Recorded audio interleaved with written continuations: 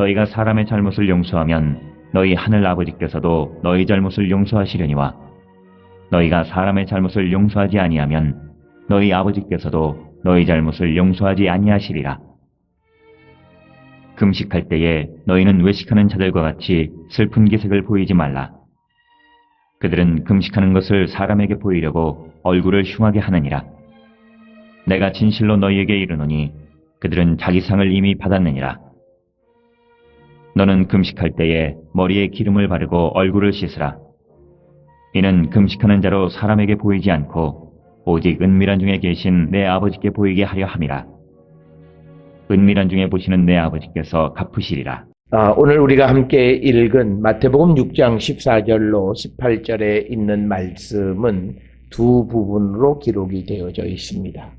14절, 15절에 있는 말씀은 앞에서도 우리가 언급을 했던 것처럼 특히 12절에 우리가 우리에게 죄 지은 자를 사하여 준 것 같이 우리 죄를 사하여 주시옵고라, 그것과 같은 말씀으로서 14절에 너희가 사람의 잘못을 용서하면 하늘 아버지께서도 너희 잘못을 용서하시려니와 너희가 사람의 잘못을 용서하지 아니하면 너희 아버지께서도 너희 잘못을 용서하지 않으시리라 라고 하는 말씀. 그래서 우리가 세상을 살아가면서 예수 그리스도를 믿고 따르는 자들은 무엇보다도 나에게 잘못한 자들을 용서하는 삶을 살아야 함을 우리에게 가르쳐 주시고, 만약 우리가 누군가를 끝까지 용서하지 못한다면 그것은 하나님께서도 우리의 잘못에 대해서 용서하지 않으신다라고 하는 것. 그래서 하나님께서 우리의 잘못을 용서하지 않으신다라고 하는 것은 단순히 우리가 무엇을 용서받고 안 받고의 문제가 아니라 구원에 들어갈 수 없다라고 하는 엄중한 말씀으로서 14절, 15절은 앞에 14절에서는 용서하면 용서받는다. 그 다음에 15절에서는 용서하지 않으면 너희 잘못을 용서받지 하나님께로부터 용서받지 못한다라고 하는 긍정과 부정의 말씀을 통해서 이 용서하는 삶을 살아갈 것을 우리에게 강조해 주는 그런 말씀이 되겠습니다. 우리가 신구약 성경을 통해서 보면 성경은 여러 가지 방법으로 우리에게 강조점들을 부각시킵니다. 그래서 우리가 율법에서도 보게 되면 무엇을 하지 마라 라고 하는 부정의 계명이 있는 반면에 또 무엇을 하라라고 하는 긍정의 계명도 등장합니다. 같은 주제를 부정으로 표현하고 같은 주제를 긍정으로 표현함으로써 나타내고자 하는 뜻은 한 가지다라고 하는 것. 그리고 우리가 신명기서 같은 데 보게 되면 우리가 복을 받는다, 저주받는다라고 하는 것도 마찬가지죠. 그러니까 우리가 복을 받는 일을 하면 저주받지 않는 거고, 또 우리가 복을 받을 일을 하지 못하면 저주를 받는 거고, 그래서 복과 저주의 내용들을 우리가 비교해 보면 신명기서에 기록되어 있는 이 주제들은 거의 비슷한 것을 우리에게 가르쳐 주고 있습니다. 그래서 오늘 주시는 마태복음 6장 14절 15절에 있는 말씀에서 우리에게 용서하는 삶을 살아라 라고 하는 겁니다. 그래서 우리가 누구를 용서한다라고 하는 말씀은 결국은 우리가 누구와 화평한 관계를 맺고 살아가는 것입니다. 이것이 왜 이렇게 우리에게 중요하냐면 우리가 예수께서 이 땅에 오신 것이 땅에는 평화, 이 땅에 먼저는 우리와 하나님 사이의 관계 개선을 통해서 막혀있는 죄의 담을 허물어 주심으로 우리와 하나님 사이를 화평의 관계로 만들어 가실 뿐만 아니라 또한 사람과 사람 사이에서의 관계도 화평의 관계를 만들어 가시는 것. 그래서 우리가 누구를 용서하고 그래서 그와 화평의 관계, 평화의 관계를 맺는 것은 매우 중요한 일임을 우리에게 다시 한번 강조해 주고 있습니다. 그 다음에 이제 이어지는 16절, 17절, 18절의 주제는 우리가 초대 유대교에서 가장 중요했던 세 가지 주제가 있는데 하나는 구제, 그 다음에 기도, 그 다음에 금식입니다. 그래서 오늘 주시는 16, 17, 18절의 말씀도 주제는 앞에서 구제나 기도할 때에 은밀하게 해야 되는 것과 같이 금식도 사람에게 자기가 관심을 끌고 그래서 자기를 드러내려고 하는 그런 모습이 아니라 우리가 은밀한 중에 보시는 하나님 앞에 우리가 자기의 금식하는 것을 사람들에게 보여서는 안 된다라고 하는 그런 말씀이 오늘 주시는 16절, 17절, 18절의 말씀이 되겠습니다. 오늘 주시는 이 금식에 관계되어지는 말씀은요, 우리가 이 오늘날 현대인들에게 있어서 금식이라고 하는 그것은 매우 중요성을 우리가 그렇게 부각시키진 않아요. 우리가 70년대, 80년대만 하더라도 금식이라고 하는 것이 기독교 신앙에서 매우 중요한 것이었습니다만, 그러나 요즘은 여러 가지 이유가 있겠습니다만, 우리가 성서적으로 보면 신약 성경에서 우리에게 이 금식을 하라 말라라고 하는 그런 구절들이 잘 등장하지 않고 있다라고 하는 것. 그래서 오늘날은 이 금식에 대해서 별로 관심을 갖지 않지만, 그러나 예수님 당시 시대에 특히 신약 시대 때의 금식은 매우 중요한 그들의 신앙 행위 가운데 하나였다라고 하는 그런 관점 속에서 우리가 오늘의 본문을 이해해야 합니다. 그러면서 사람들은 항상 우리가 남에게 자기를 드러내려고 하는 그런 심리적 유혹을 받고 살아가고 또 자기 자신의 존재를 알려주고 싶은 그런 유혹을 받게 되어지면서 사람은 조금씩 외식적인 행동을 하게 되어지고 그래서 우리가 진정성의 어떤 의심을 받게 되는 일들이 생겨나게 됩니다. 그런 것들이 우리가 기도 생활뿐만 아니라 금식에서도 마찬가지다라고 하는 것이 오늘 우리에게 주시는 말씀이고, 우리가 성경을 통해서 보면 이스라엘 사람들은 1년에 최소한 4차례 정도는 금식을 했습니다. 우리가 잘 아는 구약 성경 스가랴 8장 19절에 보면 넷째 달, 다섯째 달, 그리고 일곱째 달, 열째 달에 금식을 했습니다.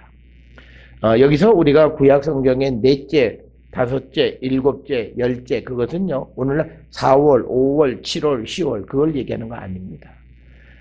이스라엘 사람들의 달력의 시작은 3, 4월로부터 시작을 하는 그런 달력도 그리고 또 어떤 경우에는 9, 10월에 시작하는 달력이 있습니다. 오늘날 유대인들은 9월, 10월에 시작하는 그런 신년 달력을 가지고 있지만 구약 성서 시대 때는 이 3, 4월을 니산월을 신년으로 삼습니다. 그래서 니산월 3월 혹은 4월이 첫째 달이에요. 그러니까 이 넷째, 다섯째, 일곱째, 여덟째를 오늘날 우리가 4월 이렇게 생각하면 안 된다라고 하는 것을 우리는 꼭 기억을 하셔야 되겠고, 그래서 1년에 4차례 이상 금식을 하게 되어져 있습니다.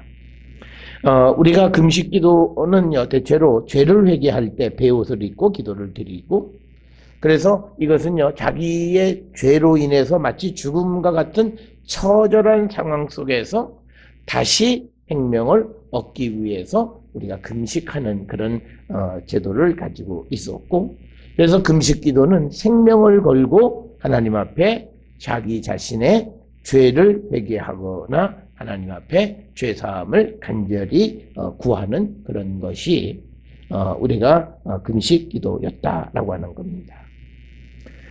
그런데 우리가 예수님 당시 시대 때 이렇게 중요한 금식 기도에 대해서 그들이 자기의 믿음이 다른 사람보다 우월함을 보여주기 위해서 금식을 하는 사람들이 생겨나는 그런 형식주의에 대해서 비판하시는 말씀이 오늘 16, 17, 18절의 말씀입니다. 따라서 우리가 믿음 생활을 가장 잘할 수 있는 사람은 누구냐면 같이 모여서 하는 일을 잘하는 이들보다 더 중요한 것은요, 혼자 있을 때 기도 생활, 혼자 있을 때 찬양 생활, 혼자 있을 때 하나님 앞에 우리가 예배 드리는 이 일을 잘할 수 있어야 됩니다. 그래서 우리가 늘 이 마태복음 6장에서 강조하는 것이 은밀한 중에 보시는 하나님, 이 개념이에요. 그런데 이제 사람들이 이 신약 시대 때의 예수님 당시 시대 때의 유대인들 가운데에서는 자신의 믿음을 드러내 보이기 위해서 그래서 오늘 주시는 본문의 말씀에 보게 되면 금식할 때 외식하는 사람들은 슬픈 기색 보이고 또 금식하는 것을 사람들에게 보이기 위해서 얼굴을 흉하게 하기도 하는 사람들. 그래서 사람들이 당신 금식하시는군요. 그래서 그 사람에 대해서 칭찬을 하게 되면 이미 자기 상을 다 받은 것이나 진배없다. 이렇게 말씀을 하면서 17절에 예수님의 말씀은 금식할 때에 머리에 기름을 바르고 얼굴을 씻으라. 그러니까 기름을 바르고 얼굴을 씻으라라고 하는 말씀은 내가 금식하고 있다는 것을 다른 사람이 알아차리지 못하도록 해라라고 하는 그런 말씀이 되겠습니다. 그러니까 남에게 관심을 끌기 위한 외모. 그래서 오늘 주시는 말씀에 우리가 슬픈 기색을 하거나 얼굴을 흉하게 하는 그런 행위를 하지 말라라고 하는 겁니다. 그러니까 우리가 극단적으로 얘기하면 금식하는 것은 딱 한 분만 하셔야 돼요. 하나님 한 분. 그렇게 은밀하게 하나님 앞에 금식하는 자들이 되어야 하고 누군가가 우리의 금식하는 것을 보고 우리를 칭찬하거나 그러면 이미 상을 다 받았다. 그러니까 그 금식에 응답받기 어렵다라고 하는 개념과 같은 겁니다. 이처럼 우리가 금식할 때 자기를 드러내지 말고 사람들이 우리의 몰골을 보고 금식하는지 알 수 없게 해야 하는 그 이유는 뭐냐? 하나님의 속성 때문에 그렇습니다. 18절에 보니까 이는 금식하는 자로 사람에게 보이지 않고 오직 은밀한 중에 계신 내 아버지께 보이려 함이라. 은밀한 중에 보시는 내 아버지께서 갚으시리라 라고 하는 말씀 때문에 그렇습니다. 따라서 우리는 우리가 하는 모든 종교적 행위, 이 종교적 행위는 오직 한 분 하나님 한 분에게만 보여드리면 된다는 하는 거죠. 그러나 서두에서 말씀을 드렸지 오늘날 현대를 살아가는 많은 사람들이 마음의 유혹을 받게 되어져서 자기도 모르게 자기의 행위를 드러내게 되어지는데 그럴 때 이미 모든 것을 받은 거나 진배없다 이렇게 말씀합니다. 그래서 우리가 마태복음 6장 1절로부터 18절에서 진실된 행동은 사람에게 보여주고 사람에게 인정받음으로 진실되다라고 인정받는 것이 아니라 오히려 구제하거나 기도하거나 금식할 때에 우리가 하나님께 보여드리는 그래서 하나님만이 우리가 금식하거나 구제하거나 기도하는 줄 아시는 그래서 우리가 정말 하나님께만 인정받는 그런 성도가 되어야 함을 우리에게 가르쳐 줍니다. 오늘 우리가 살고 있는 이 시대는 우리가 남에게 드러내지기를 강요받고 있습니다. 그런 유혹 속에서 우리가 진실되게 우리가 하나님께 나아가 하나님만이 우리의 하시는 모든 것, 내 마음의 중심을 아시고 우리의 모든 것을 판단해 주시는 분임을 믿고 우리는 사람의 칭찬으로 우리가 춤추고 그런 삶을 살아가는 것이 아니라 오직 하나님의 칭찬만을 바라보며 살아가는 그런 성도들이 되어야 할 줄 믿습니다.